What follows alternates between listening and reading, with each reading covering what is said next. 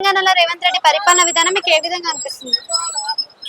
రేవంత్ రెడ్డి పరిపాలన అయితే మంచిగా లేదు మేడం. ఎందుకు మంచిగా లేదు? రైతులకైతే ఏం న్యాయం అయితే చేయలేదు.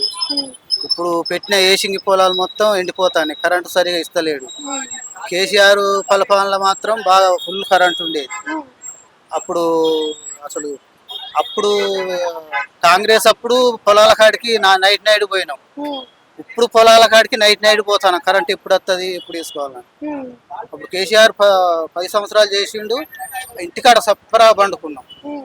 అప్పుడు బాగుండేది. అంటే ఇప్పుడు కేసీఆర్ పరిపాలన కన్నా రేవంత్ రెడ్డి పరిపాలన కూడా రైతు బీమా, రైతు భరోసా, రైతు ఇంతవరకు రైతు బంధన్ బీమా, రైతు బంధు ఏం పర్లేదు మేడం. ఆ, రైతు రైతు భరోసా రుణమాఫీ ఏమైనా జరగలేదా? ఏం లేదు, మాకైతే పర్లేదు.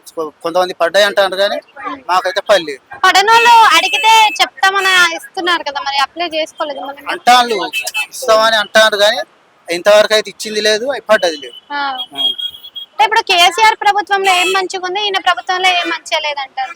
ఇప్పుడు ఆరు హామీలు ఇచ్చిండు, ఒక బస్సు మాత్రం మంచిగా పెట్టిండు. లేడీసే 2 సార్లు కానీ సీట్లల్లా, మగవాళ్ళకైతే సీట్లు ఉంటలేవు. ఇక వాళ్ళ కొట్టుకున్నాడే సరిపోతాను, చికలు కొట్టుకున్నాడు సీరలు లాక్కున్నాడు, వాళ్ళదే సరిపోతాను కానీ మగవాళ్ళకైతే ఏం లేదు.